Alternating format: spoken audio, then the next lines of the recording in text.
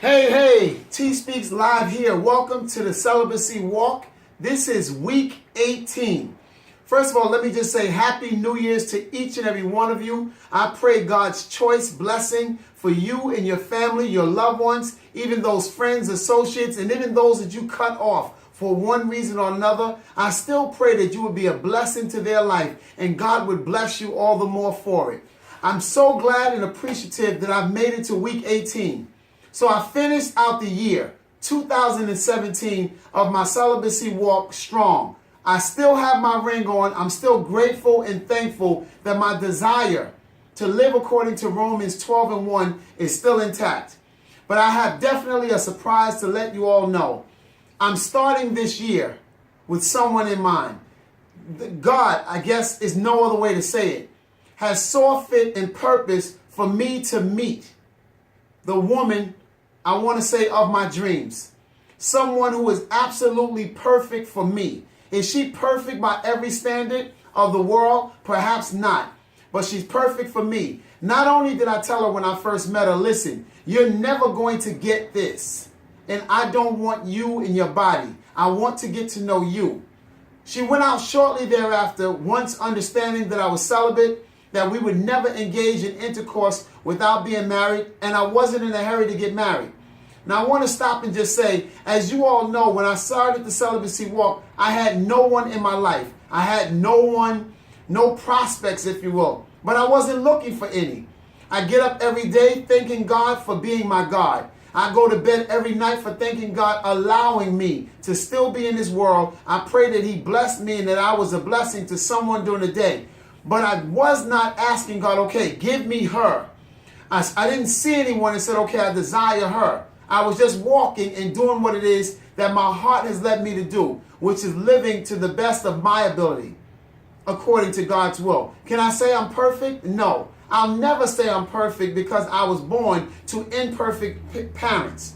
I was born into sin and shaped in iniquity. So I'll never have perfection no matter what I try to do. If I stayed in a house in a glass bubble, I would still be a sinner, only saved by grace. My thoughts may drift afar off to a sinful place. Once in a while, I may get angry. That speaks against having patience. I may get impatient. I may get anxious about something. So I said all that to say is I'm not perfect, but I do strive to live in a perfect manner that I can, in my capacity to live. And I guess God saw fit to bless me. I'm not even sure how He did it. I met somebody through somebody, and it started off with just a hello. And now, as I start 2018, this woman has absolutely decided to walk alongside of me. She has her own celibacy ring. We are practicing celibacy, and we are walking and living to God's will, which means we are reading the Word. We are praying and meditating on the Word. We are speaking peaceably to one another, and I speak into her a future. I speak into her in terms of how God perceives her. So what I've begun to do is pour into her. Now, I'm not saying I got online to announce a wedding date, but I'm just saying that the Lord has blessed me. I am ecstatic. I don't know if you guys can tell. I was happy already. My joy was in the Lord. He was and is my strength. But I'll tell you something. His daughter is no joke. The one He has predestined, I believe, for me to be with is before me. She is before me, and she is a good thing. My exact words to her were, you are a good thing. I don't know if you are to be my wife, because the Bible says, he that findeth a wife findeth a good thing. So I already know she is a good thing. And I'm just going to say it like this. She's looking very wifely. I do purpose for you guys to meet her in the near future. She is kind of quiet, but she's strong. She speaks loud, but soft. She is exactly what I need, because being T Speaks, I'm always speaking. I'm always amplified. I'm always animated. I'm always the one that will step out if something needs to get done or said. But I do it, first of all, under the governing of God's Spirit. So I'm not going to just go off and go crazy. I don't mean like that. I mean that to every group, there's some person that doesn't mind speaking or instructing or helping. That is me. But she stands behind me, and she stands beside me, and she stands over me when necessary to support me. On New Year's Day, she absolutely prayed for me after I prayed for her. This is where the walk gets real, family, because I said all of this stuff in the beginning. Stay strong, stay focused, resist temptation. And while I resisted in the beginning to please myself by masturbation, now I have to stay strong. So that it's intense now because I have to stay strong in my flesh when there's someone in front of me that I am very much interested in. Not interested in, very much. I hope I'm being very, very clear. So when someone says, how did you resist touching your wife before she became your wife? This right now is the building of my testimony in this period because I'm learning how to do that. One of the things that I'm so appreciative to her is she said, I'm not going to let us fall. What a wonderful thing when a woman of God declares to the man of God, I'm not going to let us fall, which means in your weakness, I'm going to cover you.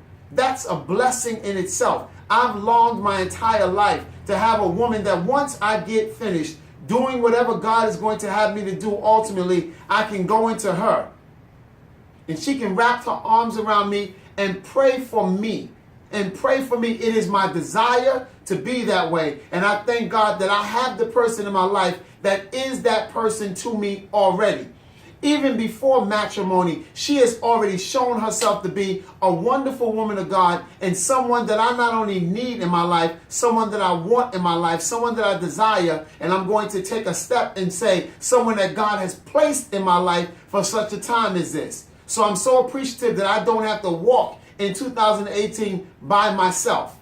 I don't have to wonder, what am I going to do next? Now I'm planning, what am I doing next? So I don't know where this is going. I don't know if the Lord has rewarded my celibacy by saying, now you're ready to leave my daughter. I don't know. The only thing I do know is that she is precious. I don't want to let my God down, and I do not want to let her down, which means I don't want her to be with a defeated man. I'm not saying that if I did fall, that I can't get back up. Absolutely I can, because the righteous man will fall 7 times and get back up. What I'm saying is I don't want to fall the first time. I want us to do right every single time. But the battle is real because I'm attracted to her. I'm attracted to her spirit. I'm attracted to her mind. I'm attracted to her body. I'm attracted to her from head to toe. She's a wonderful woman. When you guys meet her, I hope you feel the same way. I really do hope so. So those that are looking for encouragement, let me just say this. Do what it is that you're supposed to do for God and walk with God. You never know when your story is going to change. You never know when God's going to say, enough. You've gone this way long enough. Now I'm going to bless you with the next level. I have begun already to make plans for my future.